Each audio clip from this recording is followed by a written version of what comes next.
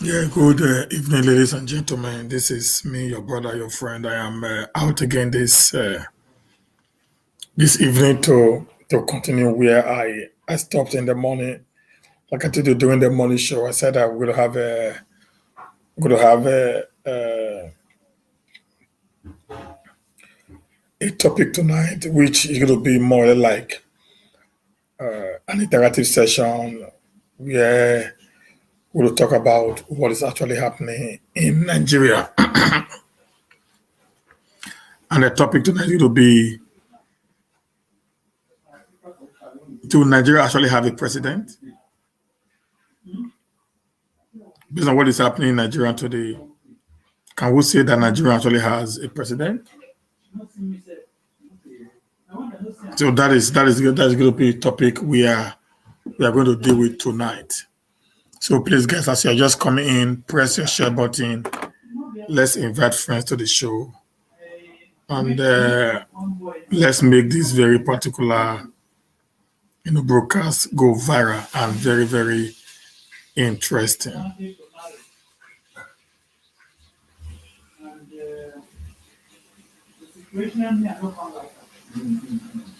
Okay, guys,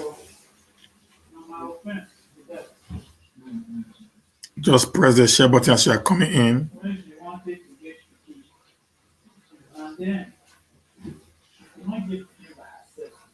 Just press your share button as you are coming in.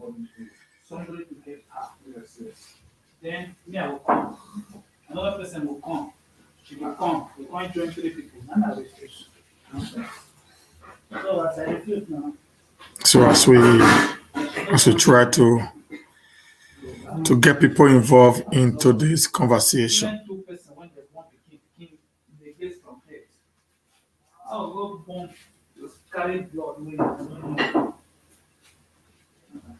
It'll be a very interesting one. Thank you, guys. Thank you, guys. So just press your share buttons as we invite people into the show. So if you wanted to get the away, if all things come, you deal with that. And she already get to promote those. So just come in, just continue to press your share button. Let's bring the guys to the show. Go be an interactive session. We have a WhatsApp number to call there. No +4673 957 1107. So that will be the number to call to contribute into the show. So please, guys, just continue pressing your share button as you come in. Invite guys into the show. Let the show begins. Okay.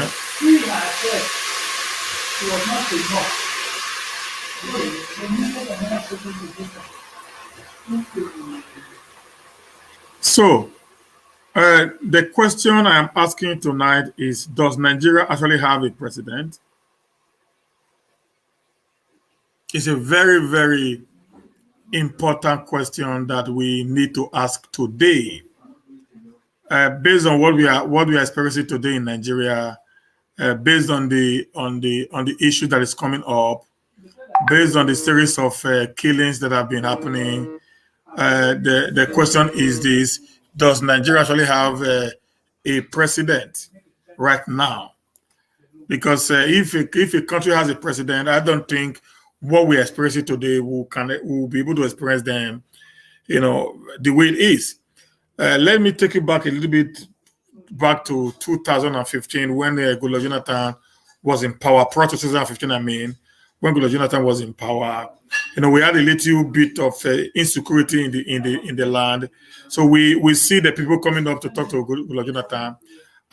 Jonathan was actually, speaking to these people, trying to he was having one issue, one kind of meetings or the other to be able to now stop or try to, proffer solution to what was happening in the country then. That's why they were high insecurity then. They were bombing everywhere here and there, but it was a little bit reduced based on the fact that the government of the day was actually working out modalities on how they can be able to stop wherever what was happening in Nigeria as at that time. But since 2015, when Buhari came in 2015, there was a little bit of here and there. There was a bit, there was a little bit of here and there where he was really trying to work, to create this very particular avenue of people were saying his body languages speak more volume than anything. But he got to the point that he fell sick. And in 2016, precisely, he fell sick and he was flown to London and he spent some few months in London. And when he returned back, we know how he returned back. Why the Nigerians in London, had his way in the government house, in Nigerian house in London, and that made Buhari to return back to Nigeria. And since then, he has become incommunicado. Okay, he has become incommunicado. And then we thought maybe it was just some certain things that were happening, but continuously this state has remained that we are started wondering what is actually the problem with the Nigerian president.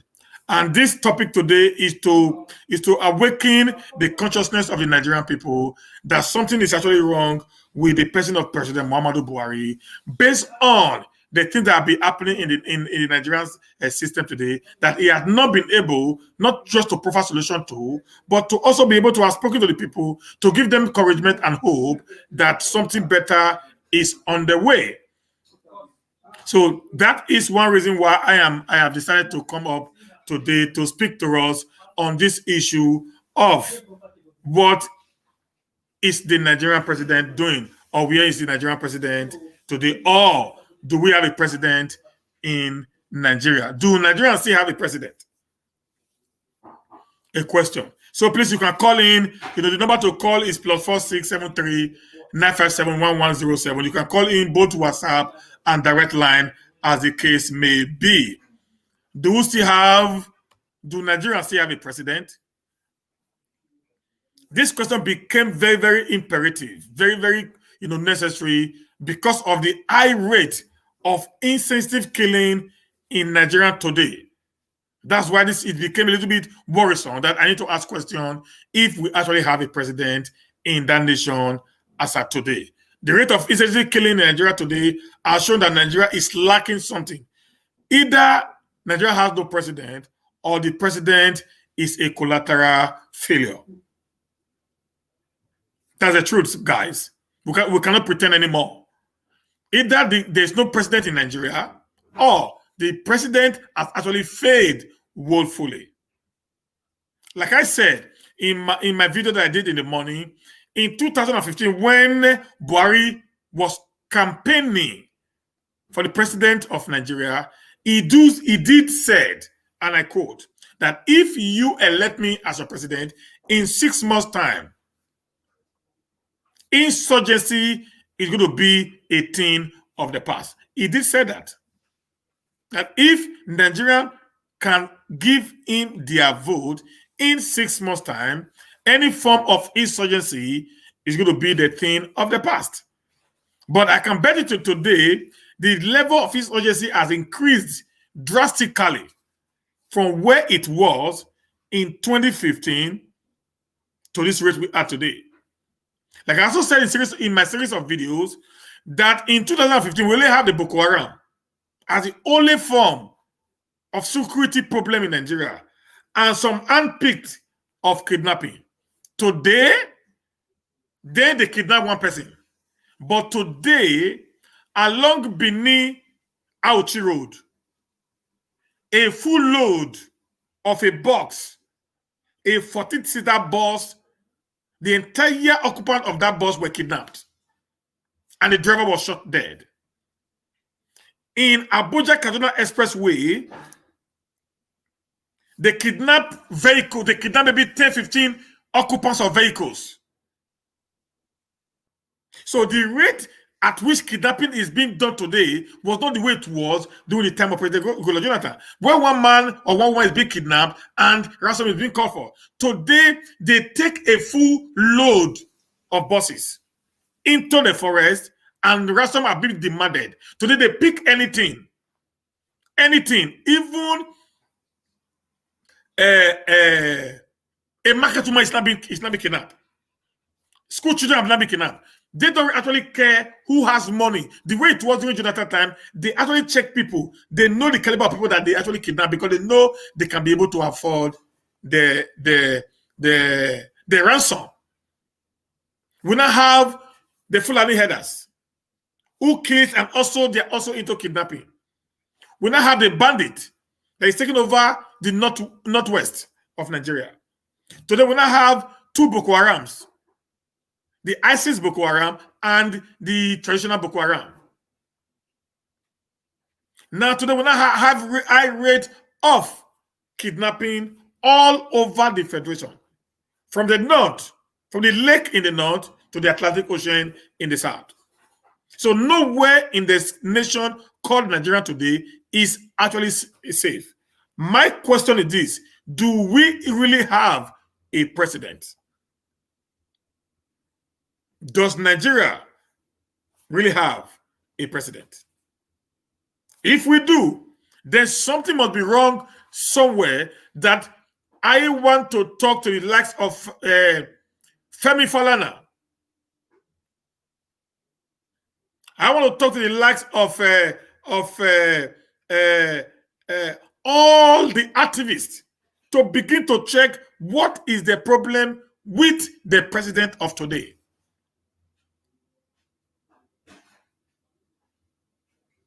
How terrible it is, a country where there is a president, armed bandit.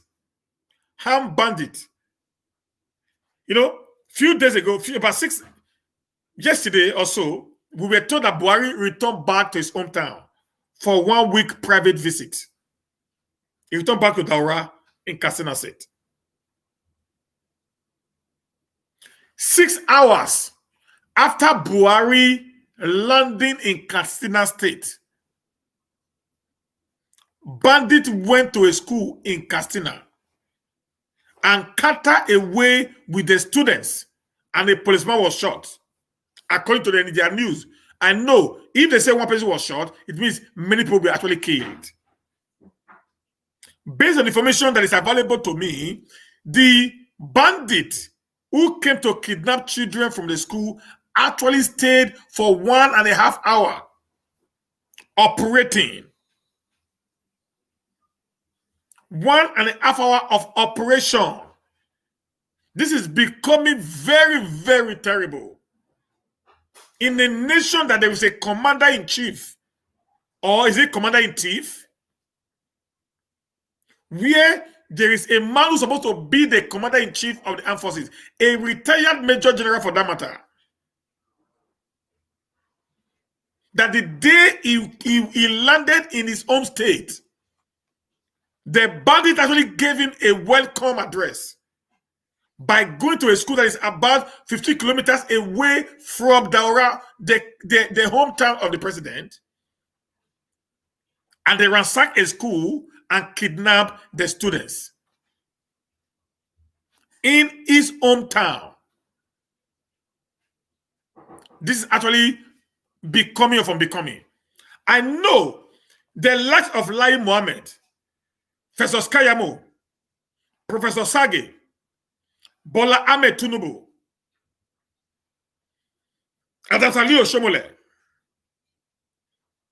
and many of these APC politicians, they were always at the forefront, lambasting, castigating, downgrading, insulting the presidency, even Malam Nasir El-Rufai of Goodluck Jonathan. When things that are happening now, half of it never actually happened in the time of Goodluck,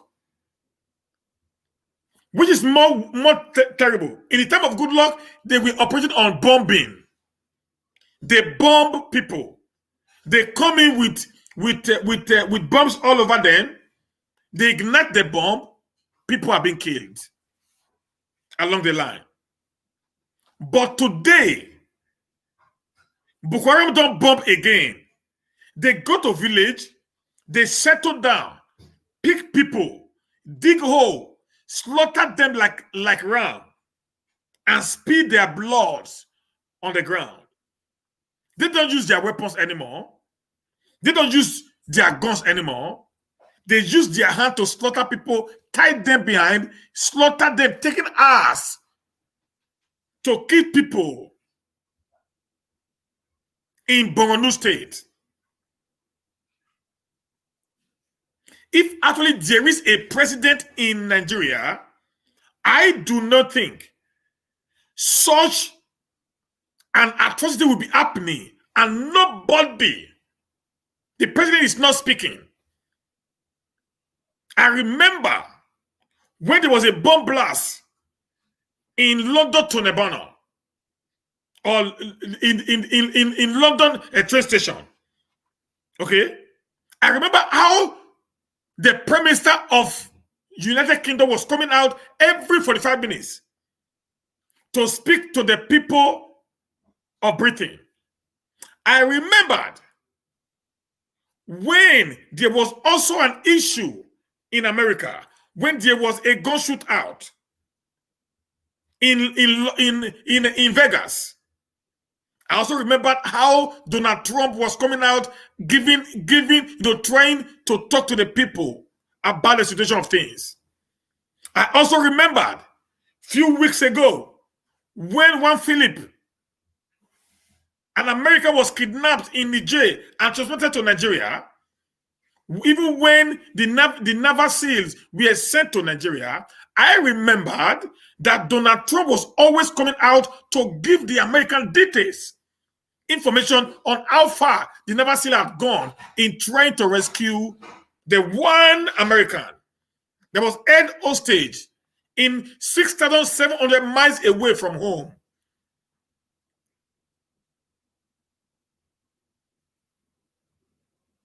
In less than 2 weeks ago, according to Nigerian government statistics, over 74 persons have been killed. But according to UN statistics, it is over 140 people that have been killed in the last 2 months, and the president hadn't deemed it fit to speak to someone. If there is a president in Nigeria, I do not think this will happen. It is either the president is completely sick, is dementia, or there is no president. So sometimes I begin to believe the conspiracy theory being propagated by the Apple family and Mazuna Dekano that Buhari is dead. Because I begin to wonder, in a situation whereby the man is actually alive, what is happening today ought not to have happened at all. If even it happens, there will be a certain level of assurance from the president to its citizens.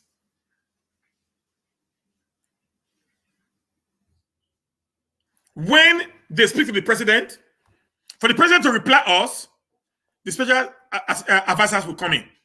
Either it is Femi Adesina or Shehu Gaba. If Shehu Gaba doesn't come, Professor Sagi will come in. If Professor doesn't come, Malami will come in. If Malami doesn't come, they're going to see Professor Skalamo will come in. Or Rotimi Abechi will come in. Or Silva will come in. You see, is the president incapacitated?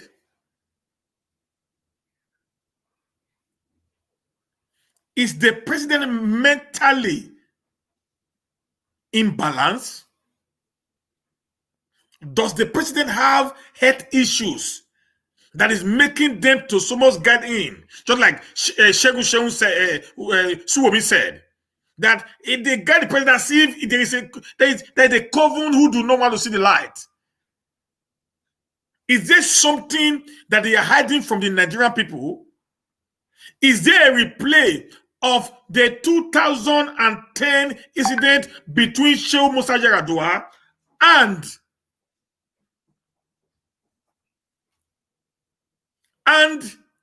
Gula Jonathan? Let me pick this call. Hello? Yeah. Are you going to contribute? Speaker, anyhow you want it. Oh, yeah, go ahead. Thank you very much. And I really love the topic of what you are discussing. First and foremost, I want to greet you and I want to greet the viewers too. The problem is, you see African leaders, or Nigeria most in particular, they go to foreign land. They go outside. They saw what foreign leaders are doing when they lost. Not when they lost a single person. You see the president or prime minister, they quickly circulate the cause and address what happened. Now, Nigeria President Buhari, I don't really, this thing, I can't really imagine. I don't know what is going on in Nigeria. One, Buhari should step down, whether impeach or not impeach. After 80-something years, where is he leading Nigeria to? Hey, sorry to use that word. Buhari is leading Nigeria to hell. Not only Buhari is the problem, but all leaders, governors, House of Rep, from the top to the least. In fact, Nigerian leaders, they are not capable to lead Nigeria. What is really happening in Nigeria, we don't have Nigeria tomorrow. With what is really as presently, we don't have Nigeria tomorrow. Now, look at what has been going on in Nigeria about this Lekki. I have not seen Buhari coming up to address what happened. I don't know how people say something about that.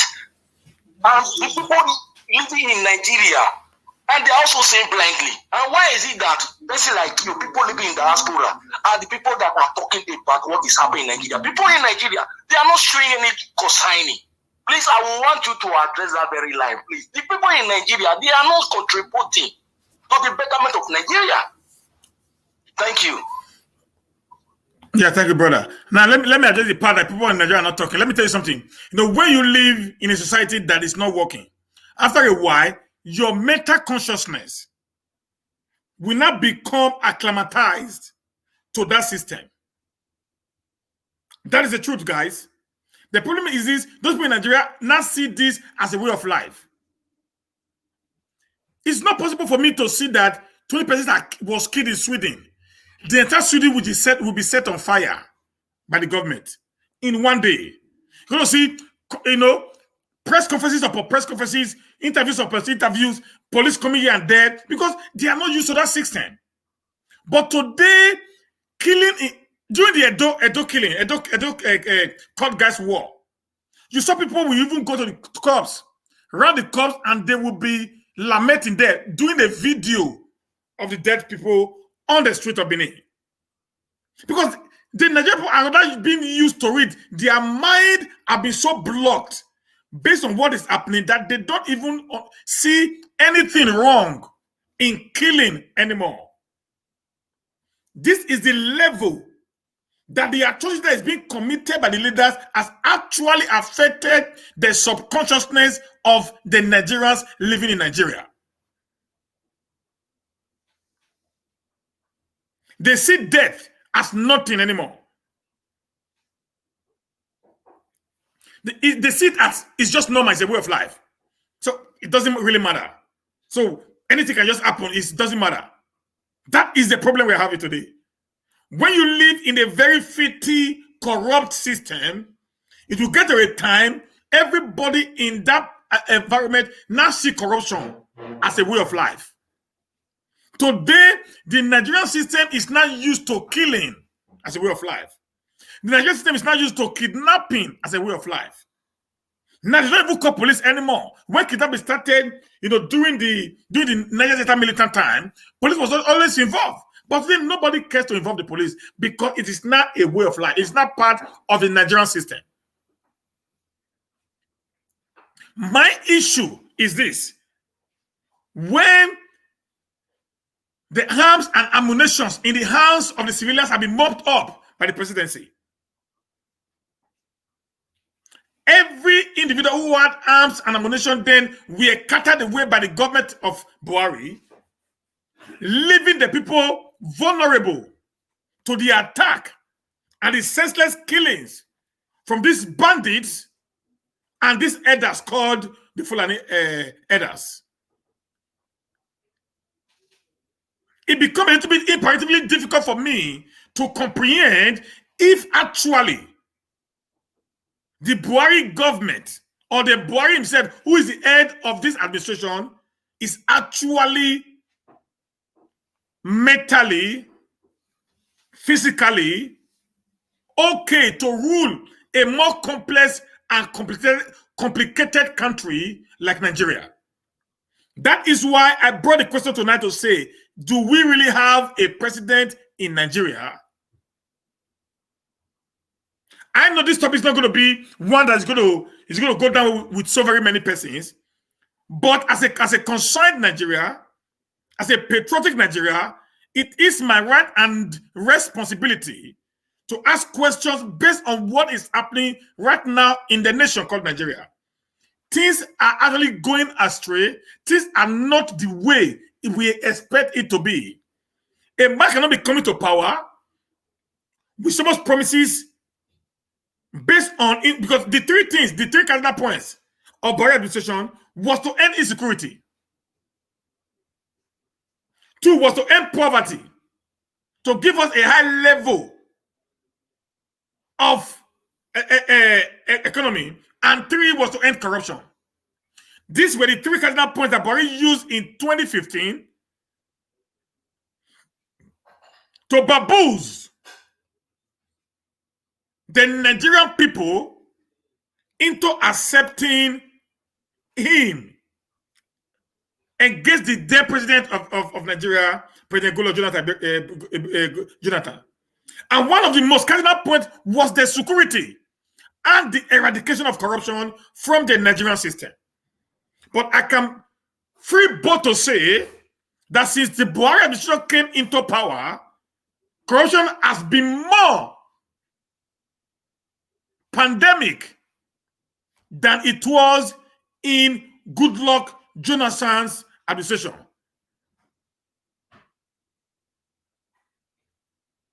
Okay? It has been more pandemic. It has been more vicious. It has been more bold. Now people still with immunity. Look at Maina, who first of all ran away, ran into exile. He was captured, returned back to Nigeria. A man that ran into exile was captured, returned back to Nigeria. When he got to Nigeria, he was granted bail. On what condition, I don't know. And the guy escaped again and went into Niger Republic. Why he was in Niger? This is a guy that stole billions and billions of naira of the pension scheme. He went to Niger. Then in Niger, he was not picked up and returned back to Nigeria. A few days ago, he collapsed in the court. And he had been allowed to return back to the hospital. This is the highest level of corruption that we can ever find. Do Nigeria actually have a president?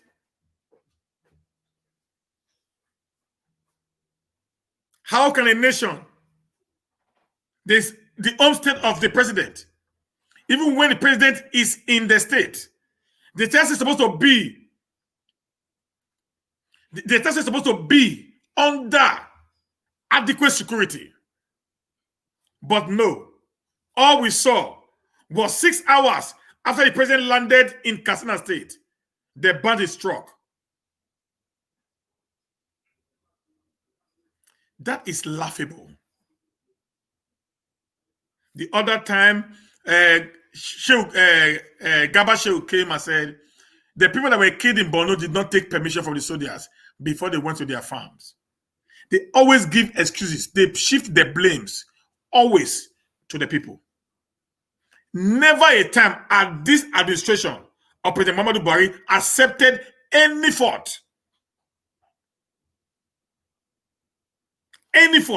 of what is happening in Nigeria. Never a time had they accepted for once that the presidency had made a mistake and they're going to check it and retrieve their steps. Every time their mistake is always hung on either the people or the government of PDP in the last 16 years. This is the 6th year of President Muhammadu Buhari's administration. Let me say this clearly to you guys to understand. The insurgency that enveloped Nigeria under the time. Hello. I just called about a few minutes ago. Sorry for distraction anyway. Buhari campaign, when Buhari was coming into power, he purposely used corruption, that is going to end corruption, that is going to end corruption. He said he's going to fight to make sure he ends corruption. From the history of Nigeria, Buhari administration is the worst corrupt president Nigeria has ever created. How can a president of Nigeria, same time the prime minister of petroleum, after Buhari, the next person that is also coming is going to be worse than Buhari? Nigeria has gone to that height. Thank you. So guys,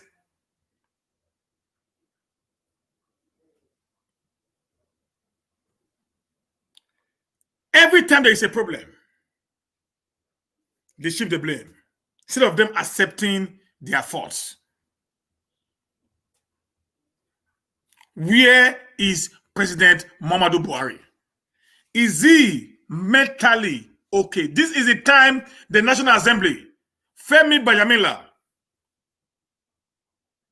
and Ahmed Lawan, the Senate and the House of Rep, Senate President and the House of Rep Speaker, to, as a matter of fact now, set up a committee to look into the mental state of the President of the Federal Republic of Nigeria. Because we cannot continually losing Nigerians in high numbers in the northern part of Nigeria, and the president is actually doing nothing about it. Because the Buhari which I know before 2015 was a sectional, tribalistic, fanatical Islamist in nature. The Buhari that I know before 2015 will not fold his hands and see his people being murdered in the way and manner they are being killed today. The Buhari I know before 2015 will not fold his hands and see the rate at which the killing in the north is ravaging the entire northern state to a standstill. I remember in 2011 when this whole issue of Boko Haram started. I knew how much Buhari was saying from his hometown in Katsina State. I know how much time Buhari came out, to speak to the president then, Goodluck Jonathan, and ask him to resign if he is incapable to end the insecurity situation in Nigeria. Like I said before, the rate at which the killing is happening today was never like that in that time.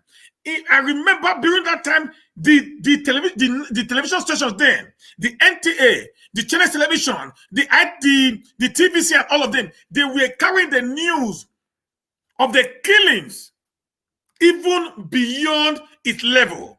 I remember these same people went as far as going to the then president of America, Barack Obama, led by the then Borno State governor, to ask that President Jonathan should be forced or should be charged to ICC for allowing the soldiers to kill innocent northerners.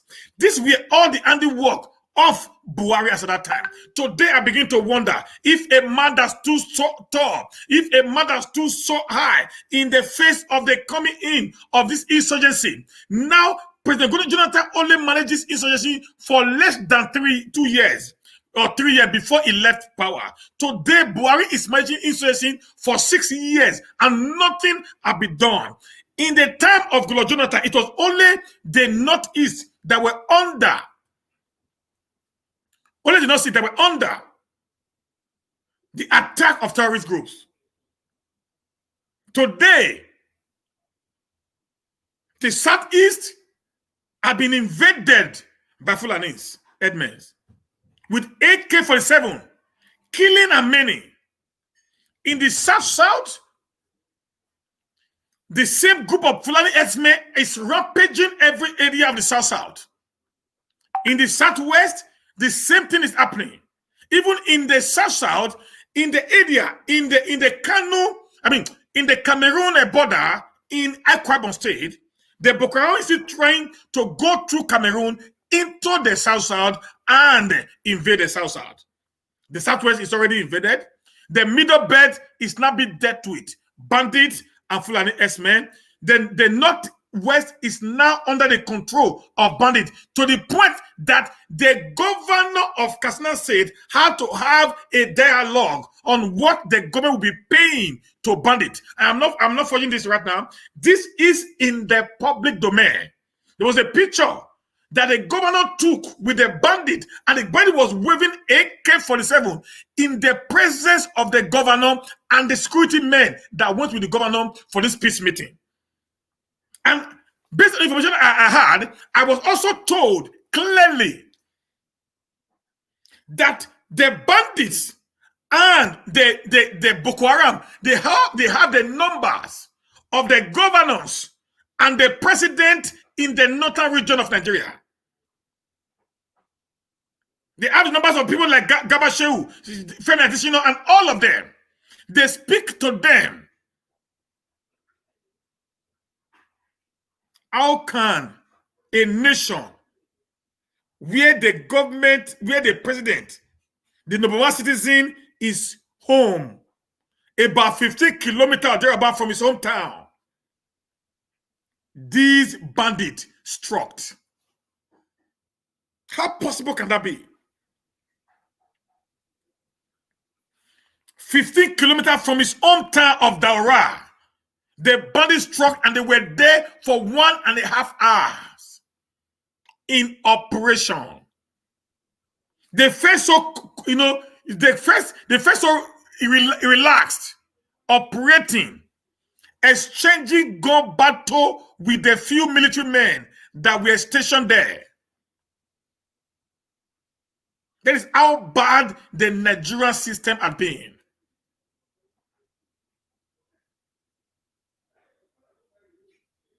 Do we really have a president in Aso Rock? If yes, is he mentally, emotionally, and physically all right to be a president of a complex nation like Nigeria? I know maybe very soon they're going to come out for me, because the Nigerian government hates people telling them the truth. But we'll continue saying the truth anyways. The country we live in today, we have freedom to question the government. We have freedom to question the prime ministers. We have freedom to question the president and whoever it is. We can say what we feel is not working. They don't accept that in Nigeria. How can children be protesting and a battalion of soldiers were sent to Lekki and they were massacred?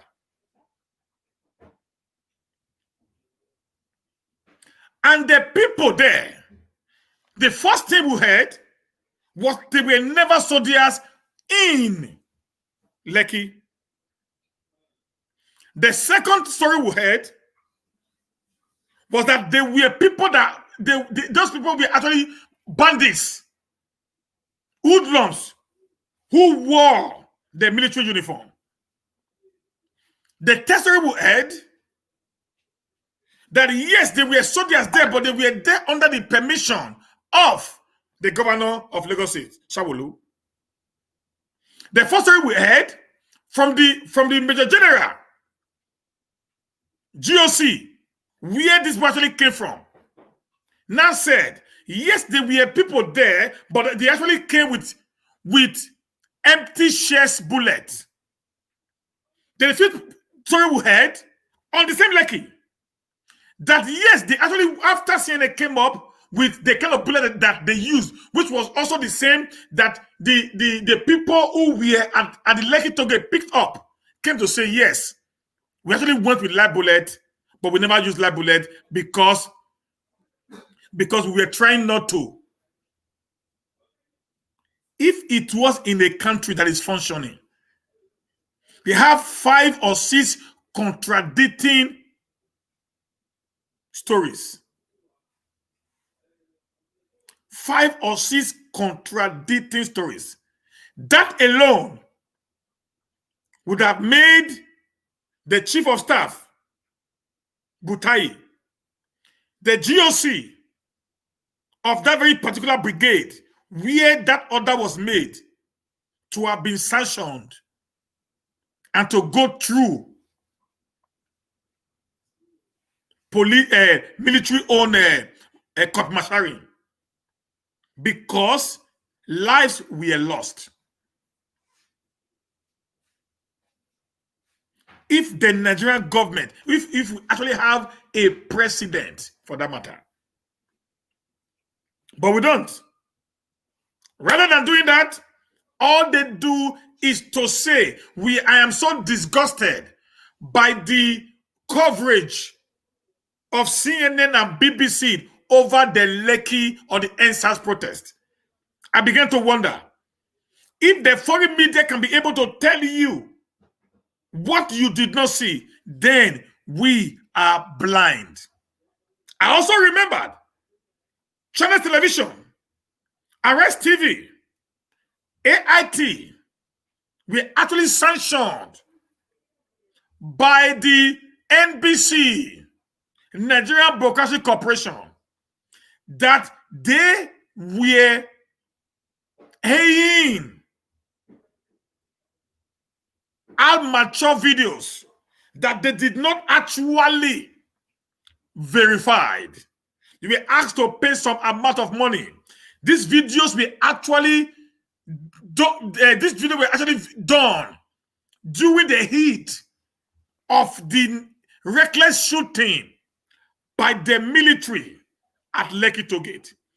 If we have a president who is a father, I know his son, Yusuf, I know his daughter, and every one of them, they are grown up. His children are even married. How does he expect that the daughter and the son was at the Lekki Tollgate on that fateful day where that very particular incident took place? How will he feel if the daughter went through the trauma, if even they were not shot at, that the police were shooting live ammunition, whether to the air or to the land or to the sea? I do not care. How will he have felt that his son was in the midst of those people, if not because of the privilege that he had being a president, that he would have reacted? The Buhari I know would have come out if what happened on that day at Lekki was not under his administration. He would have come out, ranting and crying on social media space. He would have said the government of the day is wicked, they are brutal, they are this and that. Do we really have a president in Aso Rock?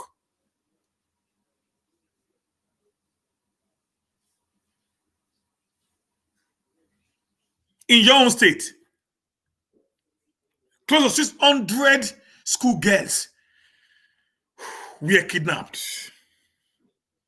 In your own state, they have kidnapped emirs in his own state, in Katsina, to the point Governor Masari, the governor of Katsina State, gave up and went to beg the bandits. It got to a point that the bandits gave them order in Katsina State. All the farmers pays royalty to the bandit before they are allowed to go to their farms. It got to a point that all the traders pays royalty, pays tax to the bandit before they are allowed to sell in the market. In the state where your president came from, do we really have a president in Aso Rock? Like I said, I know people will not like me. Like I said, I'm a very controversial guy. I don't come here to please anyone. I come here to tell you the truth. I know Facebook will be dealing with me. YouTube will be dealing with me. They don't give notification on my show anymore. But for me, I don't give a hoot about that. I just continue telling my people the truth at always. This place is not your home. If you keep quiet and allow this thing to continue, you will be the loser at the end. Go see countries in the world where the people revolted against the insensitivity of the government and things started getting better. We are 60 years of existence as a nation. We have never progressed 1 meter ahead. We are retrogressing. As of 1979, all the what's it called? The refineries in Nigeria, 4 refineries, we are working in full capacity. We're actually exporting fuel to other neighboring African countries.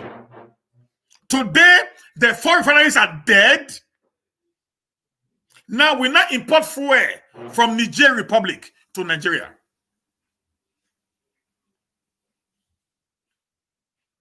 Prior to 1983, Indians, Chinese, Taiwan, Hong Kong, Filipinos, we actually come to Nigeria to work. Today, Singapore is the leading oil palm production in the world. The oil palm that Singapore is using today was actually taken from Naifor in Benin City, Edo State. Today, we now import oil from Singapore to Nigeria.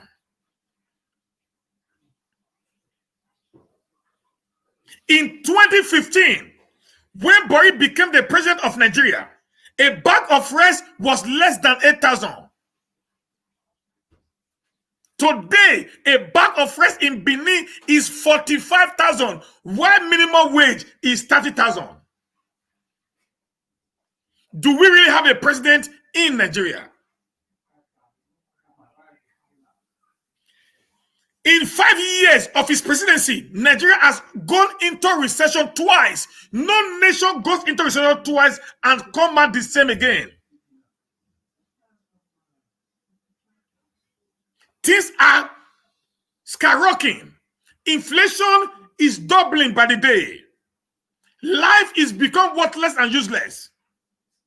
And the government is practically doing nothing.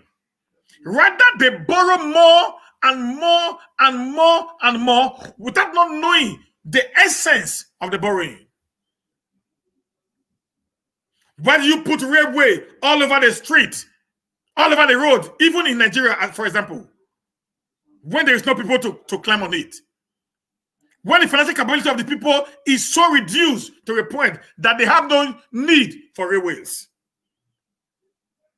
The money that is being put in borrowing and putting in railways, why do you not put it to fix Ajakuta Steel? To fix DSC in Alaja, in Warri? To fix or put to back the 4 refineries that is now in coma? Or to build more seaports, to open the Nigerian economy for people to come in. What has railway got to do so much, even in the north, where they have practically nothing to offer? Do we really have a president in Nigeria? And worst of all, it is during the Buhari presidency that I know that what we have is presidency. I have never heard of the word presidency for a very long time until Buhari time. You know, there are many words that came in Buhari time that I've never heard before. In Buhari time, I heard what they called military architectures. I've never heard of that before. There are many, many vocabularies that emanated from Buhari's administrations. Now, Femi speaks, Shehu Gaba speaks, they call it presidency. These guys were actually special advisors to the president. They speak on behalf of the president. Do we really have a president in Nigeria? If we have a president, he would have been out giving commands since the killing increased in the last few weeks. A nation that have a president, I'm not sure such a nation will keep quiet the way it is. This same man, Zulum, Professor Zulum, the governor of Borno State,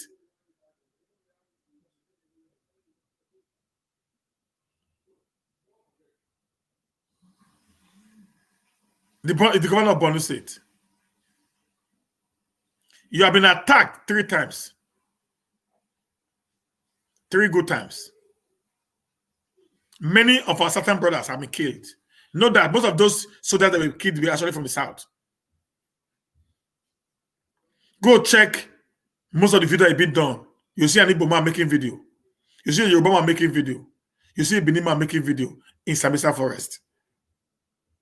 Why they take the northern soldiers, most of them, the northerners, the main north, they take them to the south to come and collect money and getting rich. They take the middle belts and the southern Nigeria to Sambisa Forest to go and face Boko Haram. And they give them little or no weapons. I remember, I think some few years back, they borrowed some money, about $1 billion or so, to buy weapons, which was supposed to come in 2020. Yet again, I read them saying now that the war is becoming terrible because of insufficiency in weapons. So I start asking,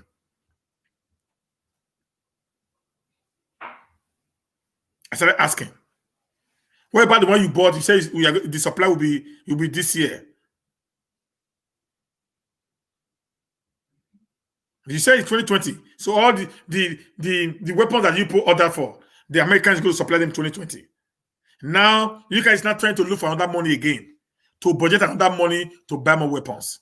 What about the $1 billion that was borrowed for weapons a few years back? You know, Nigeria will forget very easily. That's the problem with us. We are quick to forgetting. We are quick to forgetting where we are coming from and where we are going to. And that gives these people the right to treat us the way they want. Please, guys, share this video. Okay, guys? How can a governor of a state was being attacked by bandits 3 times in less than 2 months, and the president said nothing, does nothing, and the governor of the state is still protecting the president, who is the commander-in-chief of the armed forces? My question to all of them is this: if this was happening during Goodluck Jonathan time, will they keep quiet? Will they keep quiet? I remember in 2029,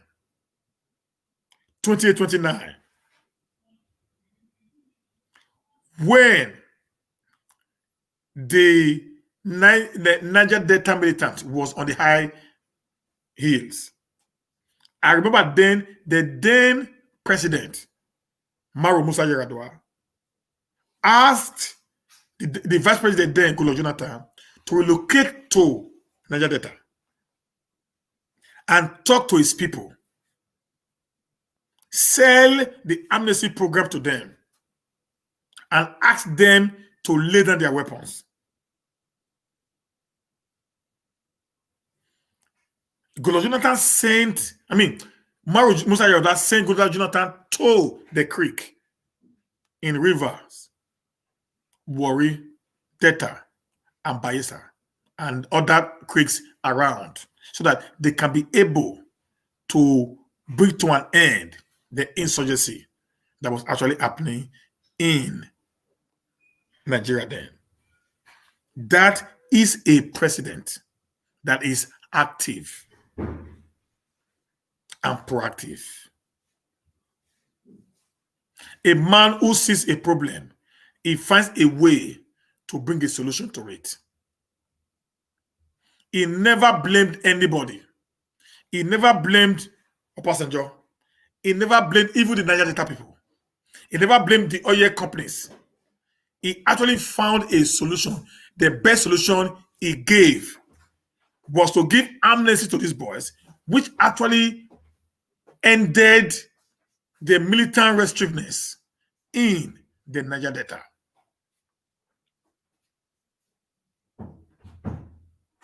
That is a nation that has a president. In 1986, 85, 86, or thereabout, when President Ibrahim Badamasi Babangida was in power, during the reign of Lawrence Nomanyapon Anini, aka the Law, was ravaging the entire then Bender state.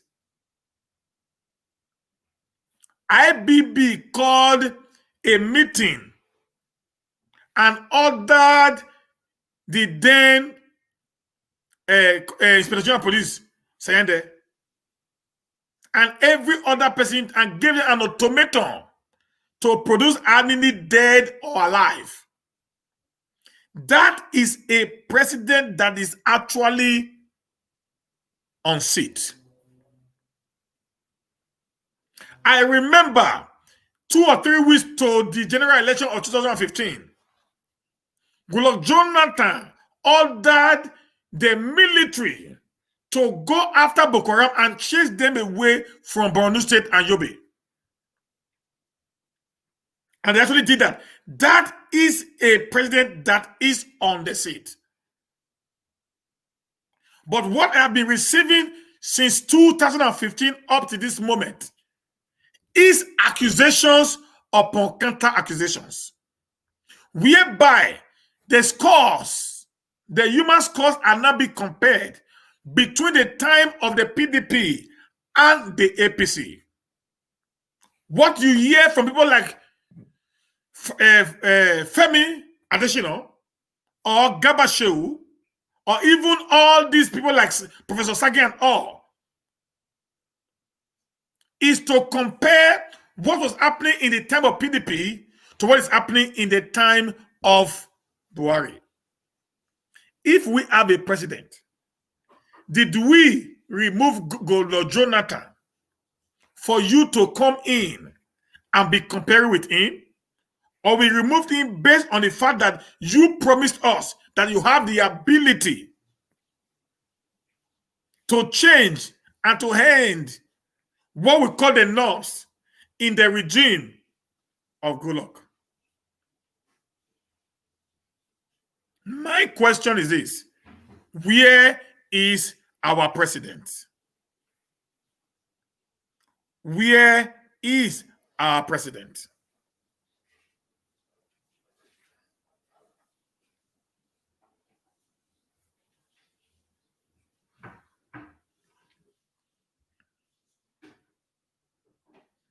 The situation of insecurity is the sole responsibility of the president as the commander-in-chief. But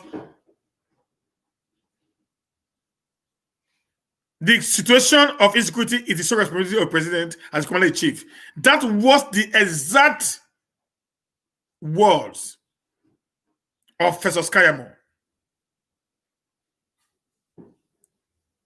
Babatunde Fashola,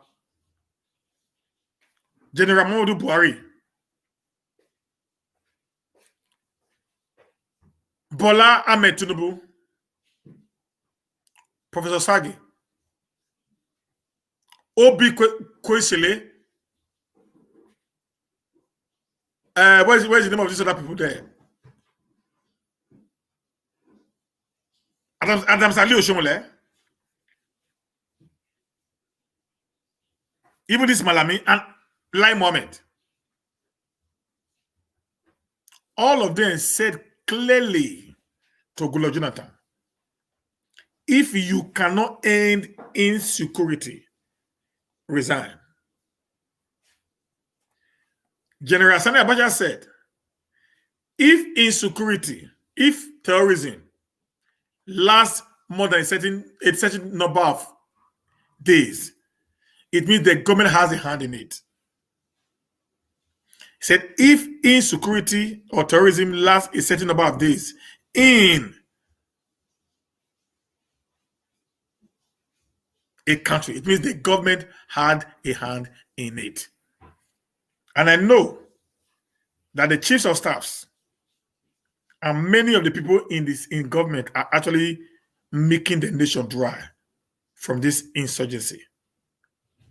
The reason is this: there is a high level of security vote that is being released to the federal government on a monthly basis, running into billions and billions of naira that is never accountable for by either the state government, the local government, or the federal government. Based on the law that they put, the security vote is not accounted for. So automatically, therefore, they want the insecurity to continue in order for them to have this money at their disposal without using it for nothing. I was watching this man today, the Akwa State governor. The number of vehicles that he has actually rolled out, the power bike that he has rolled out, in order to be able to help in securing his state from any form of criminal acts. Now, my question is this: if a man like that can do that, why is the president of the federation not being able to do same? If one man, a guy who is just a governor can actually do that, what is taking the president from carrying out the same work?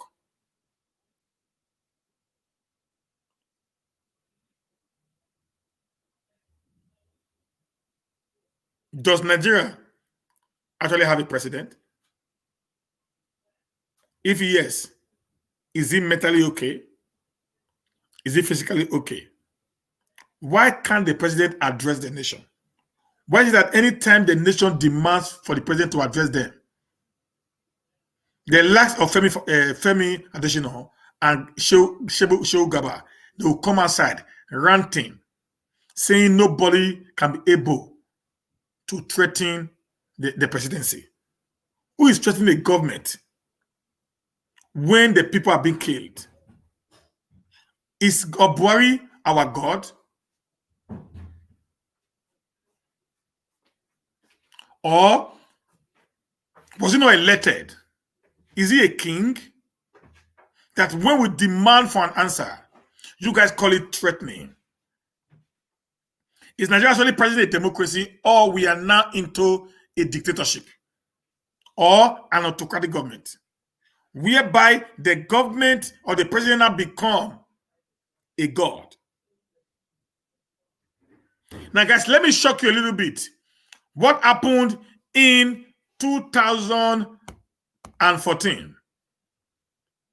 Let me shock you a little bit. Maybe this will help you guys. I'm going to read this for you. This is what actually happened in 2012. This news was actually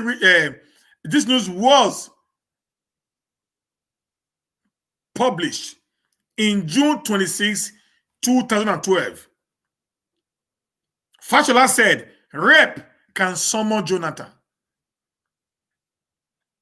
Rep can summon Jonathan." I'm going to please just give me the time to read it for you. Then we'll continue.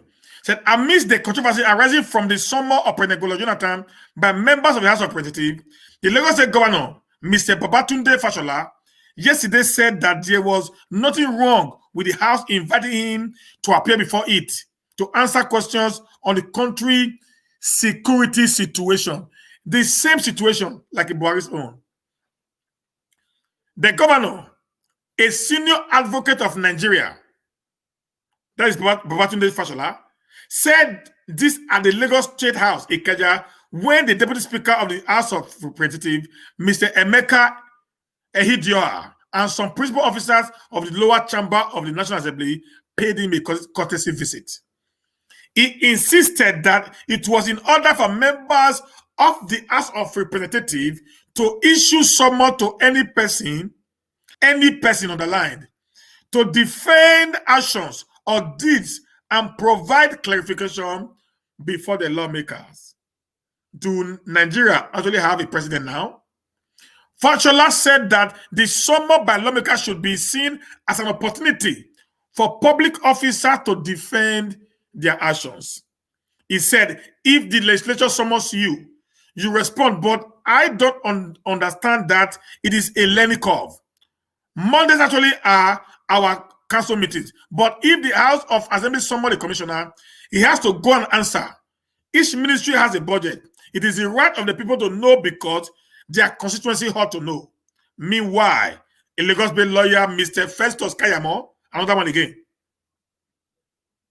has stated that summons issued by the House on Jonathan is in order with the law of the land.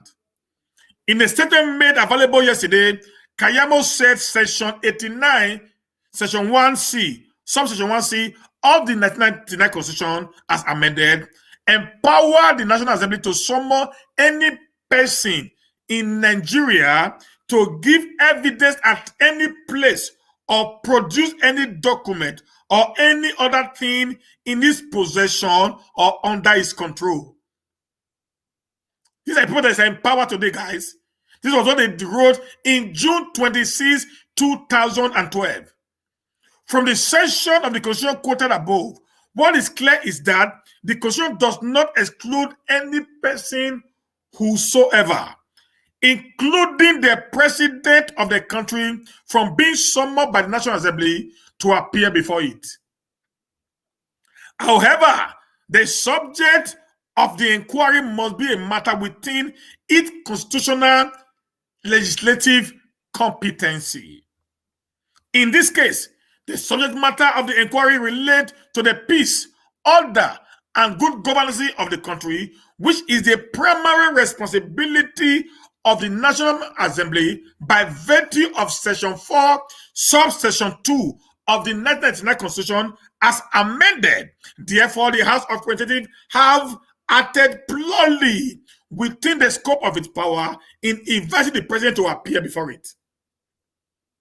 However, Kayamo explained that was as far as the lawmaker could go in respect of the matter, as the Constitution does not allow any criminal or civil proceeding against the president while in office, according to Section 308, Subsection 1 and Section 3 of the Constitution.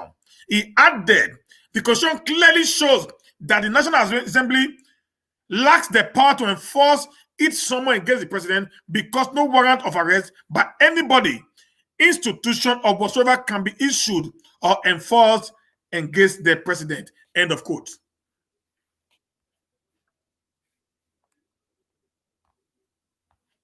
So you saw that now.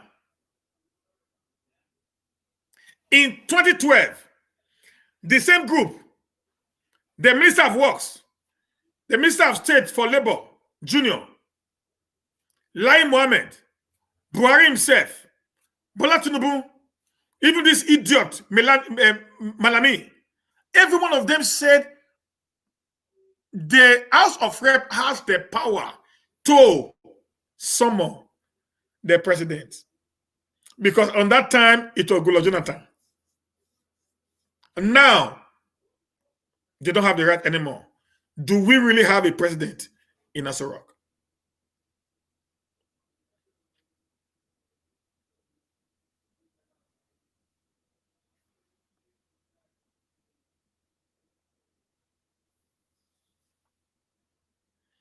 If there was a president and he's fine and okay, his service chiefs would have been sacked or replaced in the same situation. But allowing failure to continue in the government shows that either the president is not fine or he had been overcrowded by the cabals, just same way in Yar'Adua's time. Where is our president? Where the lowest service chief today is 2 years over his time of retirement. Not that they are performing, they failed woefully. Insecurity has increased. Insensitive killing. The IG went to Akwab and told them to fire people.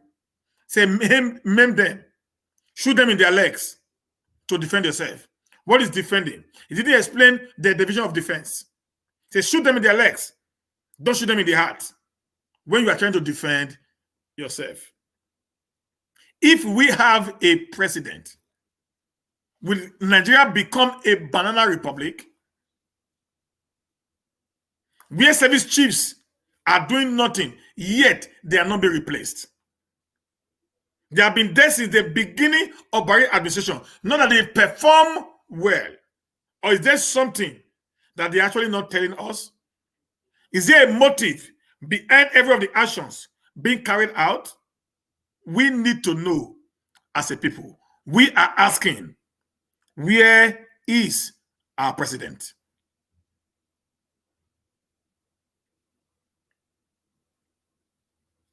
Giving of press briefing is the sole responsibility of the president when the level of insecurity is high, just as we see in other developed nations of the world.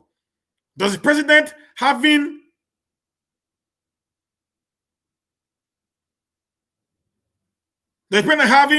a speaking issue, or what is happening to the giant of Africa president? Because one Senator Aliu said, Buhari is not an orator. Must you be an orator to speak to your people? In the face of this high level of insecurity, must you be an orator to speak to your people? Do you know today, along Beniora Road, along Benia Uchi Road, when it's 5, nobody wants to go through that road anymore. People don't go through that road 6 o'clock in the morning. People don't go through that road when it's 5 o'clock in the evening.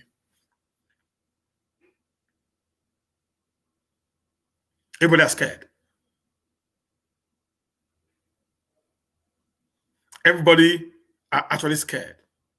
People don't go through there in the evenings. You don't go through there early in the morning. The night buses that we are used to, the night bus that we are used to, where it has disappeared into thin air, all because of the high level of insurgency, insecurity in the state.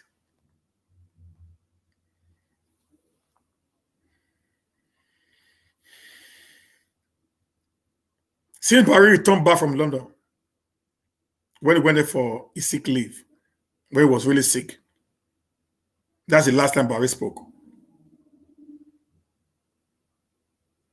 to us. You know, when he came in, Buhari didn't use his office for some time. They said Rat took over Buhari's office.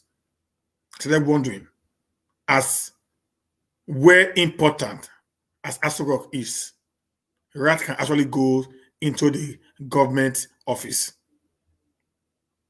and destroy things. So then they say they have to fumigate and change everything in his office. For over many weeks, Buhari was not in his office. Then when Buhari came back, that was when he started doing pre-recording videos, called what he called live videos. They'll pre-record it, they'll send it to us. They'll send it to NTA, NTA will broadcast it, then other channels will pick up from there. Buhari had never spoken to the people of Nigeria from heart since that time. Every of his broadcasts is now based on recorded video. And it takes him time. Like the NSAS protest took him 3 weeks. Your children were on the street, clamoring, complaining to you about the brutality that they were experiencing from the police. The father of the house said nothing, did nothing feel nothing. For 3 weeks, your children were on the street. These guys are of the same age with your biological children.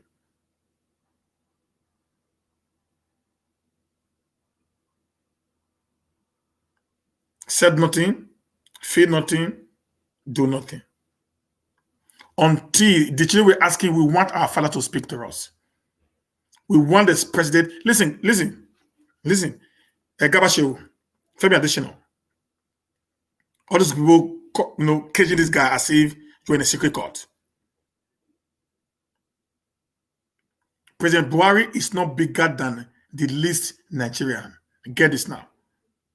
No governor, no senator, no House of Rep, no councillor, no president, nobody in public offices is bigger than the least person in Nigeria. None of them. Nobody. The truth is this, we begin to lecture these people to understand that we know what governance is all about. We own the government. We are the government. We are the custodian of the government. The government is our own. We all can't be in the office at the same time. We choose the one of you, who is also part of us, to go there and work for us. We are the shareholders of the corporation called Nigeria. You are a representative among the shareholders. Be appointed to go there and make sure that our resources are well managed. You are not bigger than us. Just like in a bank where you have many shareholders, then one of them will not be appointed as a CEO or as a managing director. You being the CEO of the company does not make you to have more powers than the other 10 shareholders who actually began the company. You are just first among the egos. They're going to give you some level of respect because of the position you are in. But that does not mean you are bigger than them. They can call you to order to come and explain to them how the company is being run. And it is in your own interest to go to these people and tell them all that you know concerning the way and manner the government is being run or the company is being run. So if I decide to employ you to become the managing director of the Nigerian corporation, I gave you my vote of representing me. Does not make you to not be a god to me. Guys, now just listen to this right now. From the councillor from the president to the councillor, they work for you. You don't work for them. We must start to begin to put things right the way it ought to be. I know it's difficult because of the black mentality system, but we must begin to tell our people the truth. We can't continue in this manner in which we are today, where our lives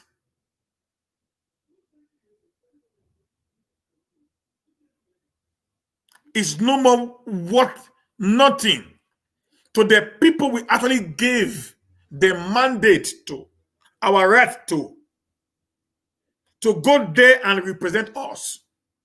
When they came calling at our doors that they have what it takes to make the company called Nigeria better for us. Do you know why you have so much power, guys? During election, they come to your home to speak to you. In the just concluded election in Edo State, all the 2 major candidates went through all the wars in the 102 wars in Edo State.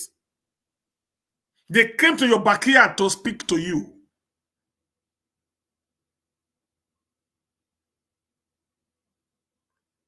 So the moment you start thinking that these people are bigger than you are making a mistake. They are actually the word representative means they are your servant. That's why they call them political servant or public servants. That is who they are.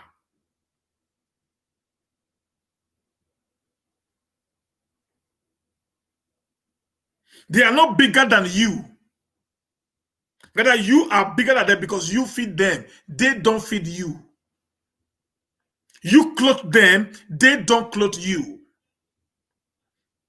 Every of their bills is being paid for by you. They don't pay yours.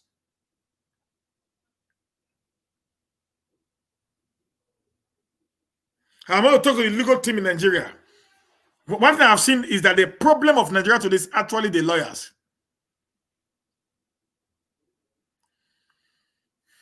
If we actually have an MBA that is working, if we actually have a non-biased law firm or the Nigerian Bar Association in Nigeria, they would have picking up the case of Muhammadu Buhari to actually ascertain what is wrong with the Nigerian presidency as of today. A lot of things have gone wrong.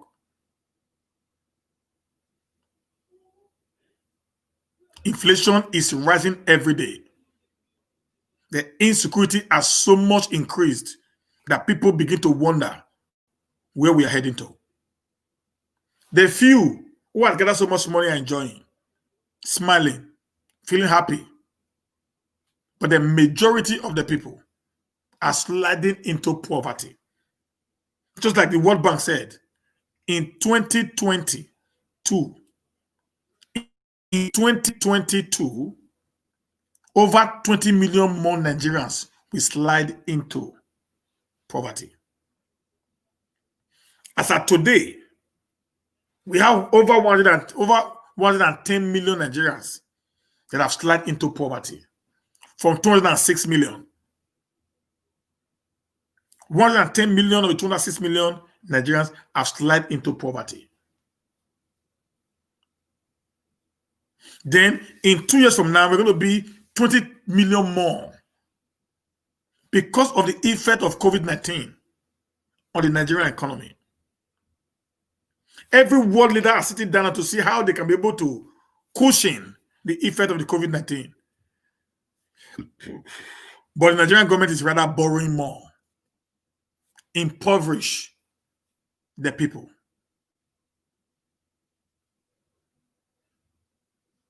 Where is our president?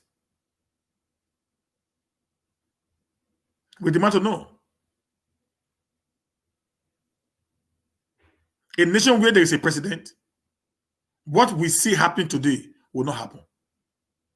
A nation where the president is actually ready to work, is okay, fit physically, mentally, and otherwise. Nobody will see his people being killed in the manner we've experienced in the last few weeks and actually fold his hands and watch things degenerate to the level it is. A nation whereby the president is up and doing, you will not see what is happening today.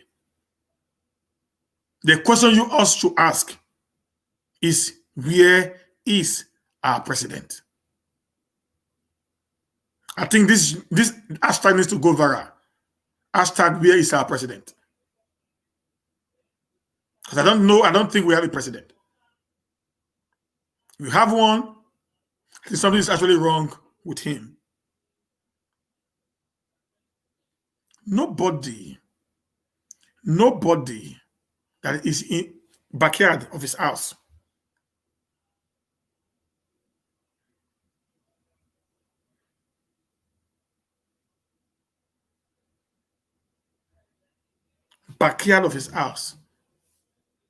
people will actually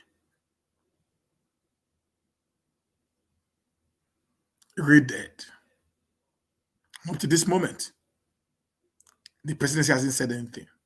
All we heard was the police and the soldier came and they had the gun battle for 1.5 hours and they chased them away. We are still trying to ascertain how many people are missing. When you hear that story, you know that a lot of things have gone under the waters. They will never tell you what actually happened there.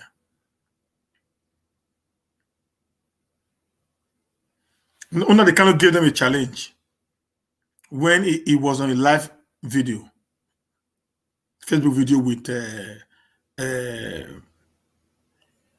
Momodu. He said, if they can prove to him by asking the man in Aso Rock to speak his modern dialect, and if he can't speak it, said he will come to Nigeria. He will surrender himself to the presidency. And he will ask them to do with him whatever they want to do with him, and he will end the agitation for the Biafra.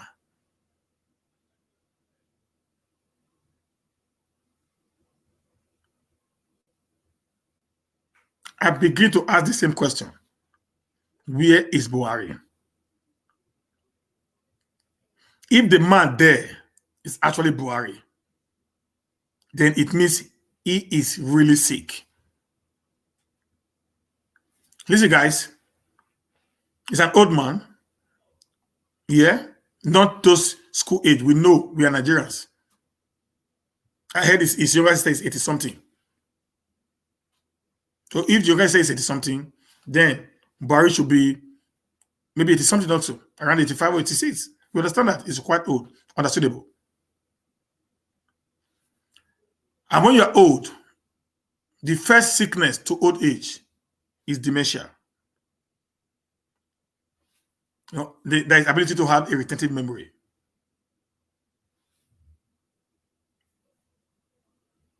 And when Buhari went to London for medical care, we never knew up to today what was his health situation.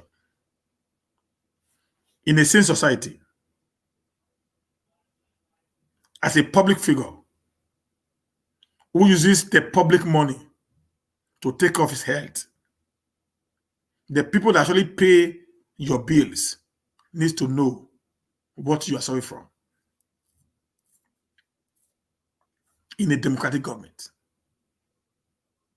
But as we speak to you up to this moment, the health condition of Buhari is still in secrecy.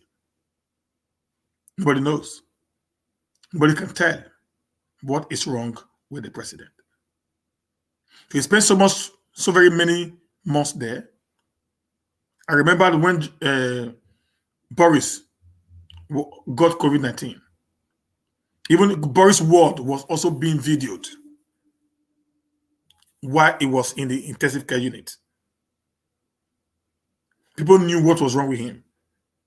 Many other people, other presidents that we have seen, even in Africa, that fly abroad to go and treat themselves, they people normally tell the world what the health situation is and what they are going there to do. Either to do this, surgery for that.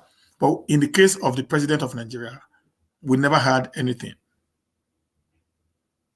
Even when people demanded for it, some people came and said that was his private life. How can a public man have a private life? How can a public man have a private life? How can it be possible that a man who is in the public now has some kind of private life that only him alone can see and talk about?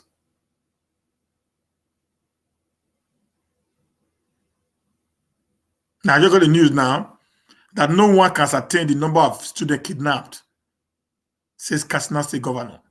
That's the news that you got now. Breaking news. No one can ascertain the number of people kidnapped in Katsina State by the Katsina Governor. It means the police lied that nobody was kidnapped.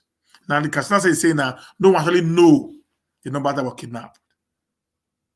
In the state where the president is right now, in the state. And the man is feeling relaxed in the city room. eating and drinking kunu, playing with his grandchildren and his children and his wife,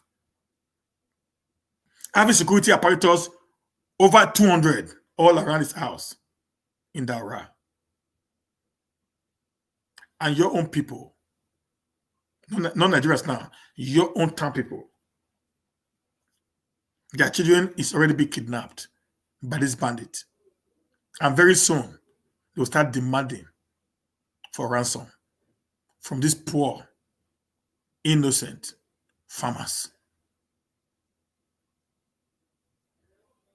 Where is our president? Either you like me or you hate me. But we need to start asking these questions. Where is President Muhammadu Buhari? Is he dead? Tell us. Is he alive? Let him prove it to us.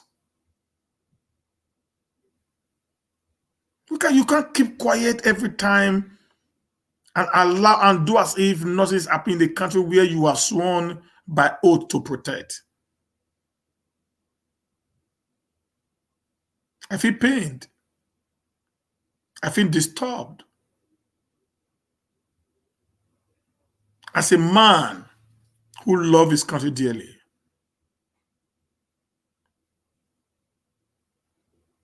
I want to ask people like Festus Kayamo. You were once an activist before you jumped into politics. Professor Sage, you were once an activist, a very vocal activist before you jumped into politics. Adam Salih Oshomole, you were once an activist before you jumped into politics. What has actually changed? What has actually changed? Is there something the Nigerian people don't know when politics is coming? Are there things that you guys are not actually telling us about the way and manner the Nigerian system is being run? Is there a court that you guys belong to that when you get there, you lost your consciousness as a people? You lost your feeling for human? Maybe you want to know.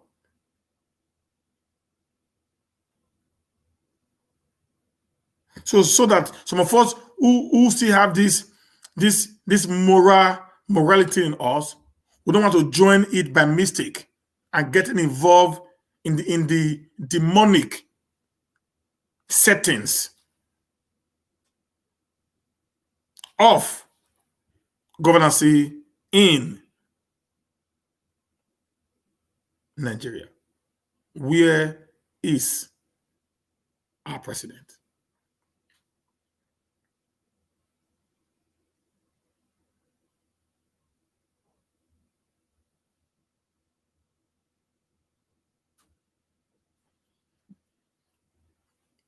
Admin Emeka Isaac, I cannot ascertain that he's there because we have not gotten that far. So that's what we are asking now. That's why I'm asking the question, where is he? The family hasn't come out to prove that their husband is dead. That makes it a little bit worrisome for us. So the people supposed to have done the right thing is the lawyers to sue us or write a petition to the National Assembly to now, do a proper medical check on him to actually know what is his medical state of health. Until we get that, it's going to be just mere insinuations. And in the court of law, sir, the insinuation does not actually works. There must be proofs, there must be facts with figures in order for us to be able to ascertain.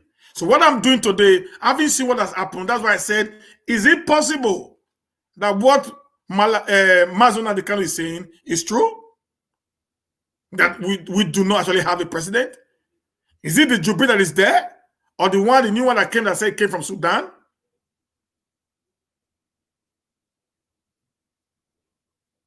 So where is the president? Guys, I won't say I'm frustrated. sometimes I feel disappointed that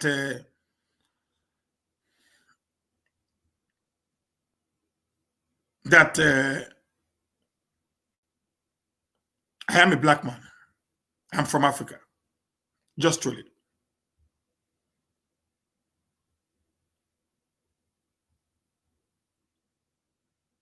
Just truly, guys. Because when I sit down and imagine the way and manner we choose lives, I started wondering, if everybody dies, who are you going to rule? If everybody dies, who are you going to lead? I see people holding on to power in Africa, even when their people are dying. I started wondering, are these guys really okay? Are these guys really okay? Now, let me tell you something. The office of the president can result as a result of inability of the president. As I said now, the president might be dementia. Do you know what's dementia? Dementia is somebody who cannot remember what you told him 2 hours ago.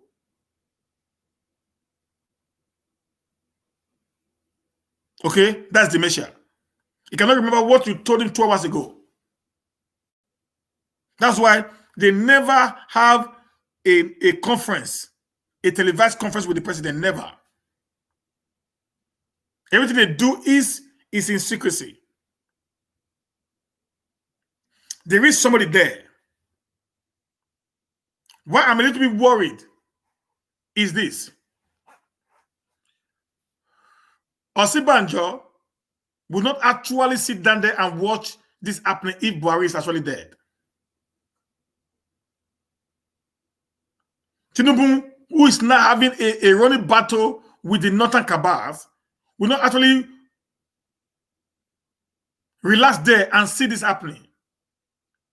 The issue is this: I believe Buhari is alive, but I think Buhari is really sick to the point he is incapacitated. That he can't actually remember a lot of things anymore. So now, the people, the Cabals, have to lock him up so that there will not be a repetition of what happened to Musa Yar'Adua versus Jonathan.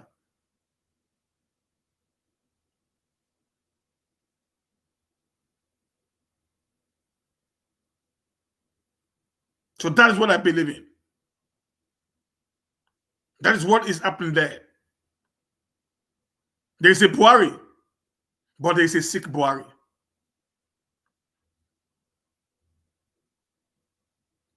The Cabals are taking advantage of his health.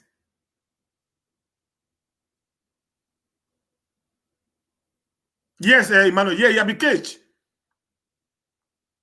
And you know that. Listen, let me tell you. No, when your hand is not clean, when your hand is not clean, that's the problem. When your hands are not clean, that's why we all as a people we must always try. We must always try to make sure wherever we find ourselves, let us not be carried away by money.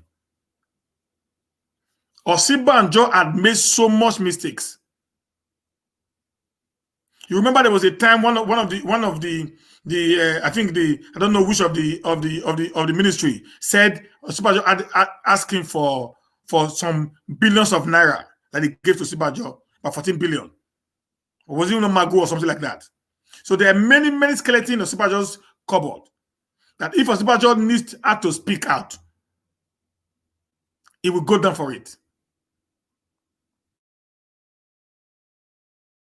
They've already caged him and locked him up.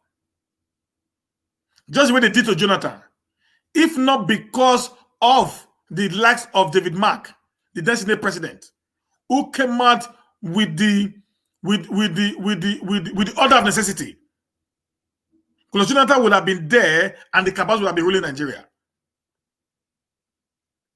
So as of today now, the vice president has an issue.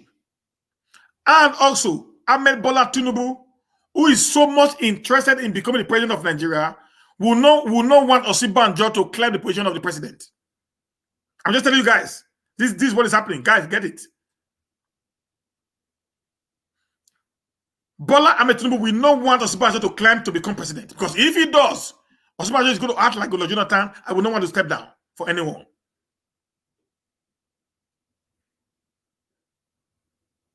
So what Ahmed Tinubu is doing is to make sure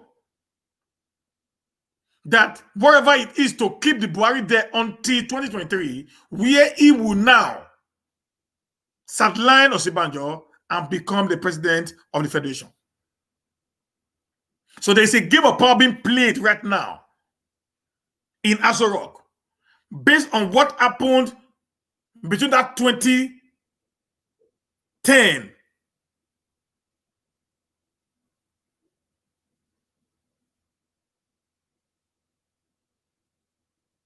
between that 29. So when Jonathan came in 29, so that's why they're very careful.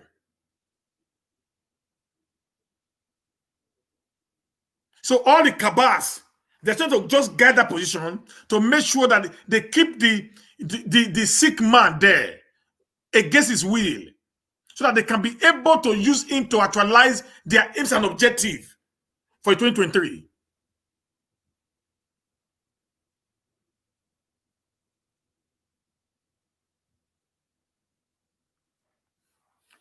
I've been around. Those are not evidences. Those are just main assumptions. Evidences are things that you can prove beyond reasonable doubt. Those are evidences. I've followed all those evidences. I've seen them. I'm not able to ascertain or accept those evidences as a proof for me to come here and say that. Let me say clearly. Let me say very clearly, sir. The Nigerian system is not that foolish. If even the Hausas want to do what they want to do, what about the Igbos there? What about the Niger Deltas there? What about the yeah, hello. What about the Niger Delta there? What about the Southwest there? Everybody will not just keep quiet and allow this to happen. That is my take. It didn't happen in 2009. So I'm not sure they were likely to happen in 2020. I don't think so. Except you are telling me, Admin Emeka and Ose More, you are telling me that even the East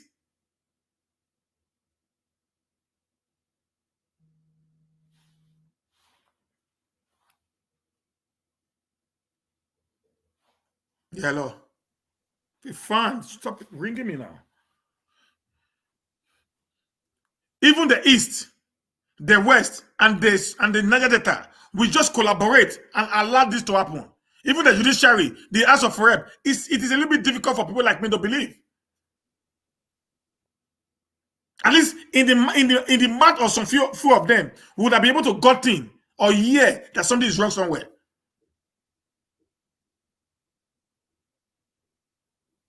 So that is what I believe, sir.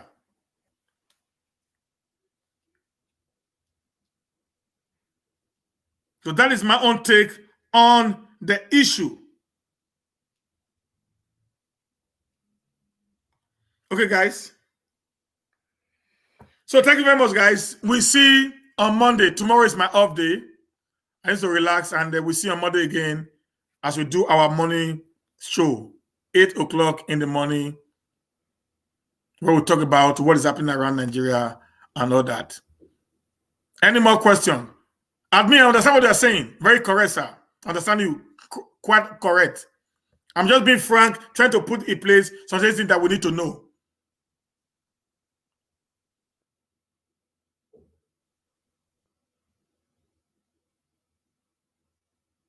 The governors are on oath.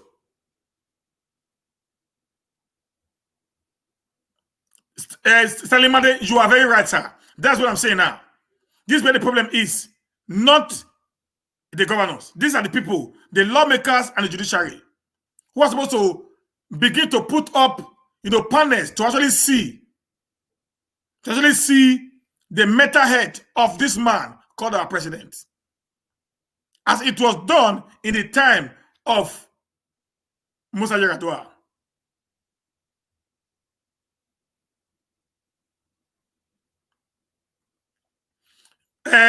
Maybe I'm 100% very sure with this, sir. Every decision that's been taken there is from the cabals. That is why they've refused to change the service chiefs as of today. Yeah, Shomole said that, but today he has not spoken anything now. Today, Shomole is not saying he's ready now to not abide by the decision of Muhammadu Buhari. So that's the issue.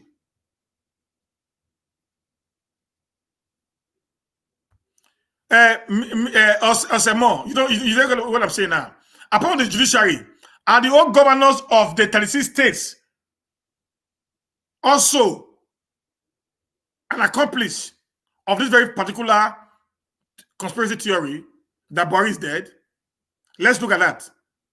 If it is, then the problem of Nigeria is not only in the north, it is the entire Nigeria system. If the governor of Edo State, the governor of Anambra, of Enugu, of Lagos, and all the southern states is actually aware, because these people know Buhari more than you and I.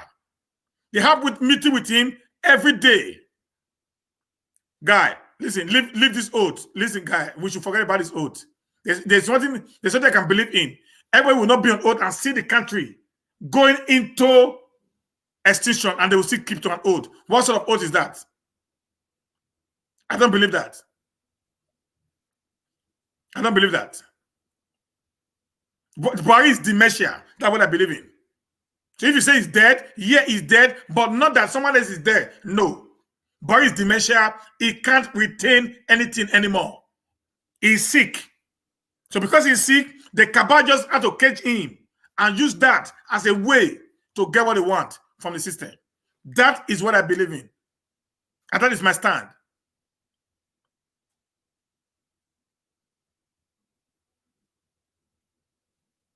Thank you, Ima Osas. That's what I believe in, sir.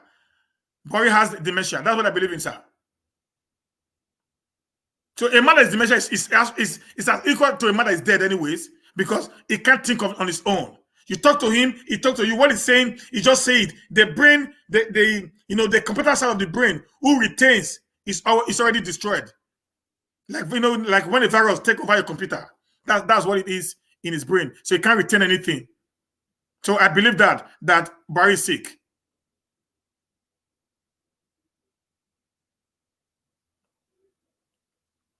Yeah, 100%. 100%. I did a video on that, sir. I did a video on that about Melamin misapplication of the constitution. One thing about the North is this, sir. Even during the time of Musa Yar'Adua, they also did the same thing. It was the lack of Femi Falana and many other human rights activists who now went on a protest to the National Assembly before they now came up with the issue of a necessity. They now gave Jonathan the government. They did that. They actually wanted to hold on to power the way they are doing now during Yar'Adua's time. When the wife of Yar'Adua then was not the one that was in command, in control of Nigeria, even after Yar'Adua was dead. They brought Yar'Adua into Nigeria, in the night, trying to play the people so that they can bury him and close everybody from seeing Yar'Adua or hearing from him, while they continually control the power until the time where they will need. That's the truth, sir. So what Melanie is doing now, Melanie has been misinterpreting the constitution all the way. Even when a Showore case came, the guy misinterpreted the constitution. He did. So even a CNN woman, he did. So that is just that. They not always do that because they love to hold power to the North. So they don't want to lose again the second time in the space of 8 years. So that's why they are doing everything to just keep the power there. And the Southerners who are supporting them today are the people who are actually interested in the position in 2023. And just so that people like Bola Ahmed Tinubu wants to be the president. So if Bola Ahmed Tinubu joined Osinbajo to fight, so that Buhari status should be checked. Then if Buhari is not being impeached as a result of ability for Buhari to be able to function and the capacity of a president due to earth-wise, automatically, therefore, Osinbajo will become the next president. And if Osinbajo ends his tenure, he will not have to contest. He will not step down for his boss. So the greed of the South is what is making the country to pass through what they're passing through today. That's why I always put the blame of Nigeria problem on the Southern Nigeria, not even the North.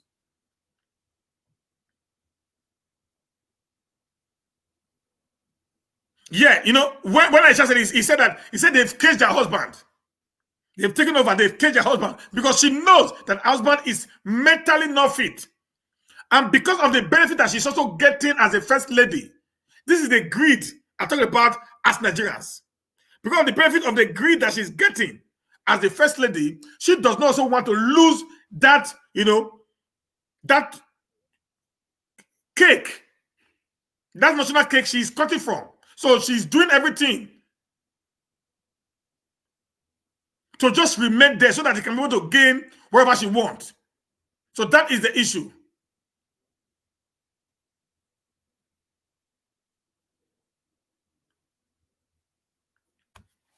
Yeah, this I believe. I'm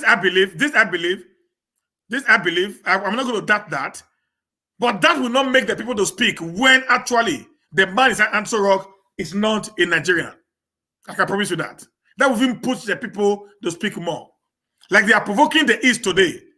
By these same people, the East would have spoken up if actually Buhari was dead. I can promise you that. Admin, Emeka, I can promise you that. The people, the East would have spoken. The South would have spoken if Buhari was actually dead. Because of the way and manner the South and the East, this South and the East are being treated by this government. Yeah, the reason why we think that they have attacked the military is because of the greed of the South. They can't arrest the governors when they speak. There are some people in Nigeria they can't arrest when they speak. But because the people who were supposed to speak, just like it was in the days of Jonathan, are the people that are actually fighting for power. The major people today, the major political class today, all of them have moved to the APC.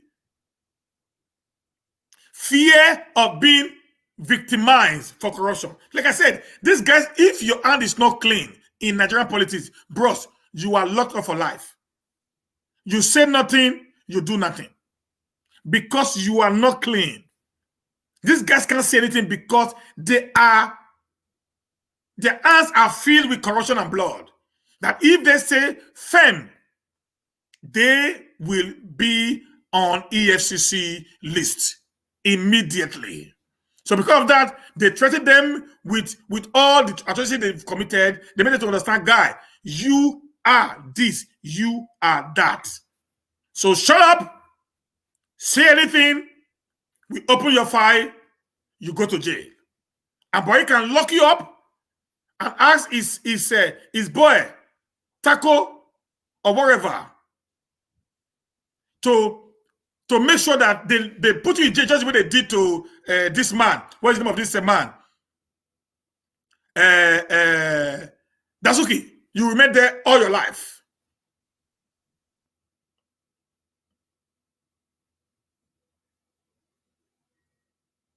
Okay? Yeah, my sister, that is the truth. You know, you saw the time when you saw the time when the Mama Dara children was insulting Aisha Buhari. I promise you, if Buhari was dead, Aisha would have spoken up. Thank you very much, sir. must come with clean hand. Because who want to go to equity must come with clean hand. God bless you, sir. That is the word, sir. Williams, Otabo. That is the fact. That is a fact. These guys, their hands are not clean. So it's difficult for them to speak. Aisha couldn't speak then.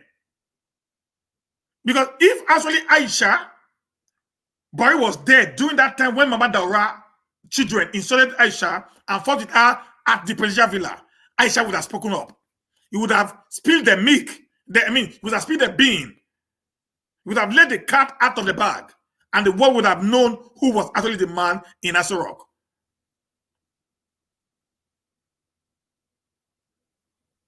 That's the truth, man. There. So that's why I believe that something is actually not working well in the system.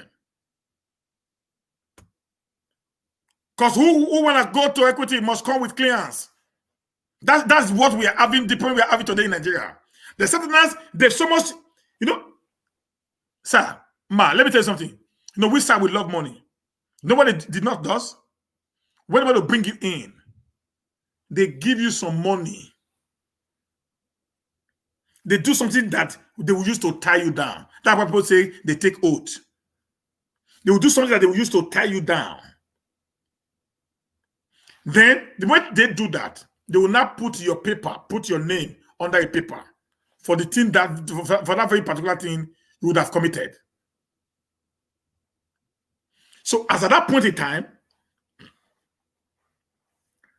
when you now get the power, you just start acting as if you know it all. They will now refer you back to that paper. Every transaction they made with you, where it came from, what happened, and what. You'll be locked up. You'll be scared of your freedom. Then you keep quiet.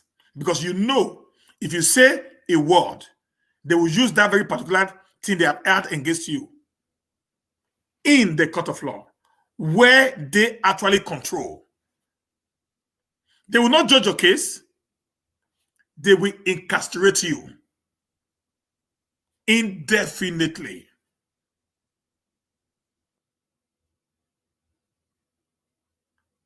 Let me also say something here. Why I believe Buhari is not dead. The governor has an immunity like the president. He has an immunity like the president. So every governor can speak without not being harassed by anybody. The governor has the same capability under the constitution as amended. Has an immunity not to be harassed, arrested, sent any kind of paper.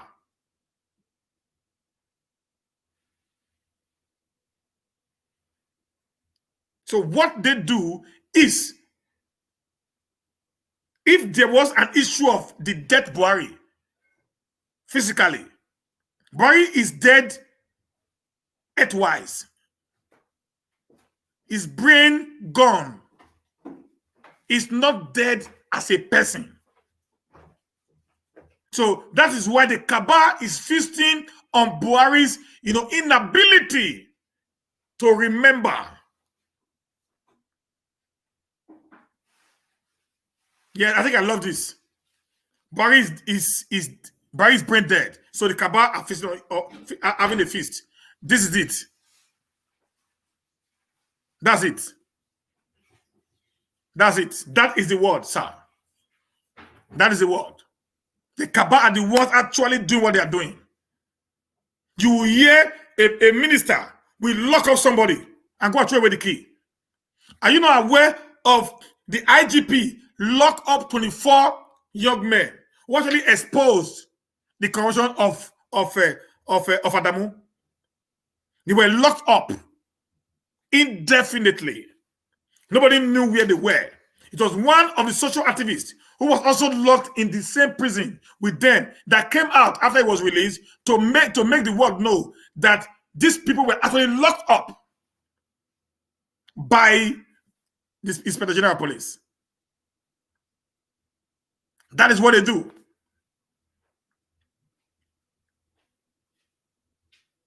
You remember when Buhari was in London, the then Abakari took the files and took it to London for Buhari to approve some money in London.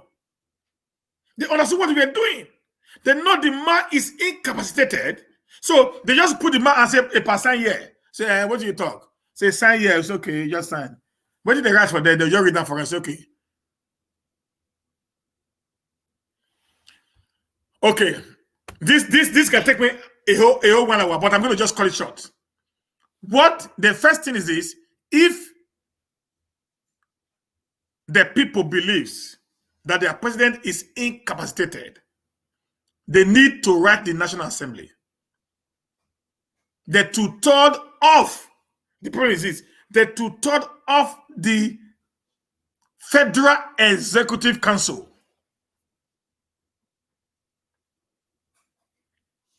You see how difficult it is now? Not you. The 2/3 of the Federal Executive Council will write to the National Assembly informing them of the inability of the president to carry out his function as a commander-in-chief and the president of the Federal Republic of Nigeria. Then this very particular summon or protest will be sent to the National Assembly via the Senate President, who will not call a joint session of the Assembly, and an Earth Committee will be set up who will not do a thorough investigation on the head of the president to ascertain if what the allegations of these 2/3 of the Federal Executive Council is correct. If it is not found to be correct, then they will now proceed to an impeachment based on inability for the president to carry out its fundamental functions as the president of the Federal Republic of Nigeria. They haven't said that today. The likes of Ahmed Lawan, and the Femi Bajamila are products of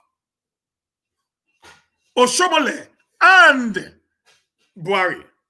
So they are more like a rubber stamp leaders who had already sold out the National Assembly, told the presidency that anything the presidency says, it is acceptable by them. And also, the people who are actually on the role as the ministers of this government are so crazy that they so much love money that they will not want to lose out, to become a traitor because of what they benefit from the government. Then everybody's just there making, because it's an opportunity for them to steal. All the ministries are stealing.